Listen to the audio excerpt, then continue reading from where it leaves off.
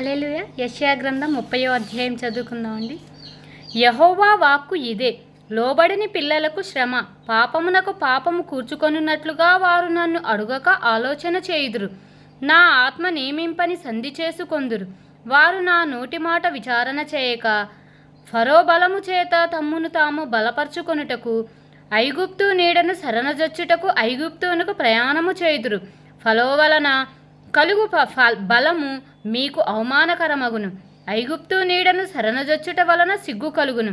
యాకోబు వారి అధిపతులు సోయానులో కనబడినప్పుడు, వారి రాయబారులు హానేసులో ప్రవేశించున్నప్పుడు, వారందరూ తమకు అక్కరకు రాకయే, సహాయమునకై ఏ ప్రయోజనమునకైనను పనికిరాక, సిగ్గును నిందయు కలుగజేయు ఆ జనుల విషయమై సిగ్గుపడుదురు. దక్షిణ దేశంలోనున్న క్రూర మృగములను గూర్చిన దేవోక్తి.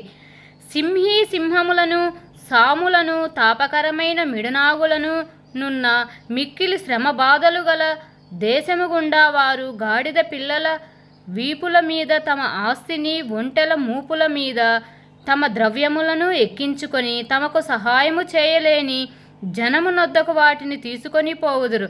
ఐగుప్తులమని సహాయము పనికిమాలినది, నిష్ప్రయోజనమైనది. అందుచేతను ఏమీయూ చేయక ఊరకుండు గప్పాల మారి అని దానికి పేర్లు పెట్టుచున్నాను. రాబో దినములలో చిరకాలము వరకు నిత్యము సాక్షార్థముగా ఉండునట్లు నీవు వెళ్ళి వారి ఎదుట పలక మీద దీన్ని వ్రాసి గ్రంథములలో లిఖింపుము.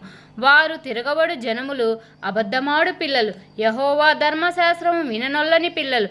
దర్శనము చూడవద్దని దర్శనము చూచువారితో చెప్పువారును, యుక్త వాక్యములను మాతో ప్రవచింపకుడి, మృదువైన మాటలనే మాతో పలుకుడి. మాయా దర్శనములను కనుడి, అడ్డము రాకుండుడి, త్రోవ నుండి తొలగుడి. ఇశ్రాయేలు పరిశుద్ధ దేవుని సంగతి మా ఎదుట ఎత్తకుడి అని భవిష్యత్ జ్ఞానులతో పలుకువారునై ఉన్నారు. అందుచేతను ఇశ్రాయేలు యొక్క పరిశుద్ధ దేవుడు ఇలాగు సెలవిచ్చుచున్నాడు, మీరు ఈ వాక్యము వద్దని త్రోసివేసి బలత్కారమును కృత్రిమమును నమ్ముకొని అట్టి వాటిని ఆధారం చేసుకొంటిరి కనుక ఈ దోషము మీకు ఎత్తైన గోడ నుండి జోగి పడబోవుచున్న గోడ అండవలే అగును. అది ఒక్క క్షణములోనే హఠాత్తుగా పడిపోవును. కుమ్మరికుండ పగలగొట్టబడినట్లు ఆయన ఏమీయూ విడిచిపెట్టక దాన్ని పగలగొట్టును.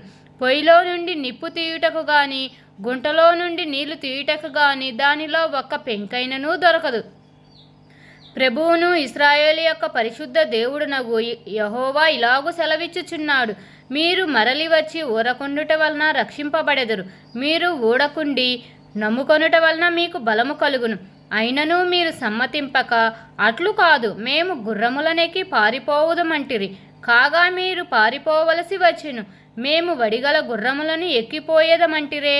కాగా మిమ్మును తరుమువారు వడిగలవారుగా నుందురు. మీరు పర్వతముల మీద నుండి కొయ్యవలెను, కొండ మీద నుండి జెండావలను అగువరకు ఒకని గద్దింపునకు మీలో 1000 మంది పారిపోయేదురు. 5 గద్దింపునకు మీరు పారిపోయేదురు. కావున మీ యందు దయచూపవలనని యెహోవా ఆలస్యము చేయుచున్నాడు. మిమ్మును కరుణింపవలనని ఆయన నిలవబడి ఉన్నాడు. యెహోవా న్యాయము తీర్చు దేవుడు. ఆయన నిమిత్తము కనిపెట్టుకొని వారందరూ ధన్యులు. సియోనులో యెరూషలేములోనే ఒక జనము కాపురముండును. జనమా, నీవికనేమాత్రము కన్నీళ్లు విడవవు. ఆయన నీ మొర విని నిశ్చయముగా నిన్ను కరుణించును. ఆయన నీ మాట వినగానే నీకు ఉత్తరమిచ్చును. ప్రభువు నీకు క్లేపాన్నపానములు ఇచ్చును. ఇక మీదట నీ బోధకులు దాగియుండరు. నీవు కన్నులారా నీ బోధకులను చూచెదవు. మీరు కుడి తట్టైనను ఎడమ తట్టైనను తిరిగినను ఇదే త్రోవ, దీనిలో నడువుడి అని నీ వెనుక నుండి ఒక శబ్దము నీ చెవులకు వినపడును.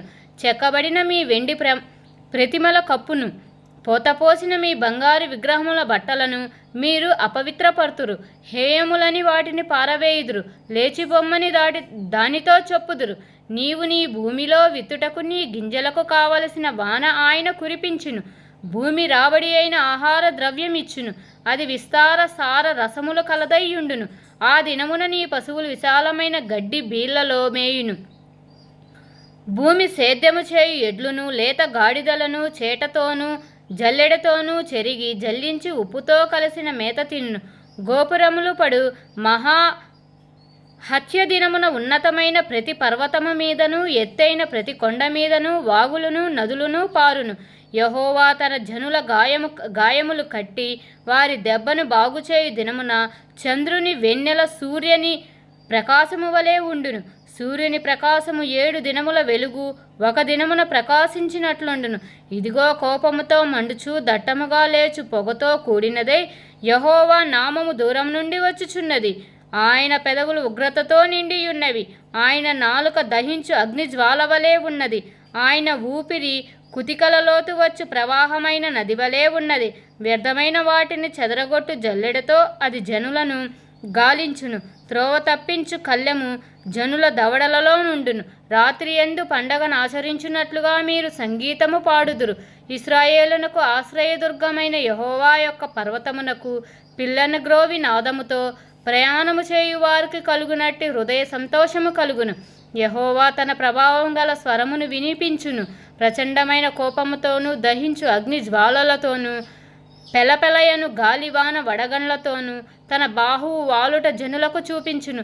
యెహోవా దండముతో అశ్షూరును కొట్టగా అది ఆయన స్వరము విని భీతి నొందును. యెహోవా అశ్షూరు మీద పడవేయు నియామక దండము వలనని ప్రతి దెబ్బ తంబూర సితారలతో నాదములతో పడును. ఆయన తన బాహువును వాని మీద ఆడించుచు యుద్ధము చేయును. పూర్వము నుండి తోపేతు సిద్ధపరచబడి ఉన్నది.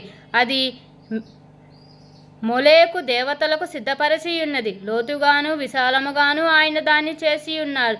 అది అగ్నియు విస్తార కాష్టములను కలిగి ఉన్నది. గంధక ప్రవాహముల వలె యెహోవా ఊపిరి దాన్ని రగులబెట్టును.